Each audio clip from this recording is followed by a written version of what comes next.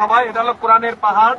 এই পাহাড়ের উঁচু চূড়ায় আল্লাহ রসুল সাল্লাল্লাহু আলাইহি সাল্লামের জন্য মা খাদিজাতুল কুবরা রাদিয়াল্লাহু তাআলা প্রতিদিন খাবার নিয়ে আসতেন।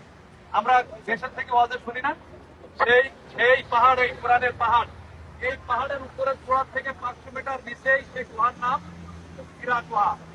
হীরা গুহা, যেখানে কোরআন নাজিল হয়েছিল। আল্লাহ রসুল সাল্লাল্লাহু আলাইহি সাল্লাম ধ্যানে মগ্ন ছিলেন, যেখানে কোরআন নাজিল হয়েছিল।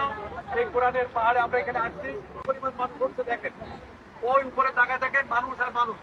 কোরআনের পাহাড়ের সর্বক্ষণ মানুষ, এখানে সর্বক্ষণ মানুষ ওঠে। এই কোরআনের পাহাড়ে উঠার জন্য মানুষ এখানে আসে। সেই জায়গায় আমরা আসছি, কোরআনের পাহাড় জাবালে নূর। আর এই গুহাটাই কোরআন নাজিল হয়েছিল, সেই গুহার নাম হলো হীরা গুহা। এই গুহার নাম হলো কি? হীরা গুহা। আমরা সেই জায়গায় আসছি ইনশাআল্লাহ। আল্লাহ পাক আমাদের সবাইকে দেখার সুযোগ করেছেন, এই জন্য সেই মহান মনিবের দরবারে আমরা শুকরিয়া আদায় করি। সকলে বলে আলহামদুলিল্লাহ। তৌফিক ইল্লা বিল্লাহ। আসসালামু আলাইকুম ওয়া রাহমাতুল্লাহ।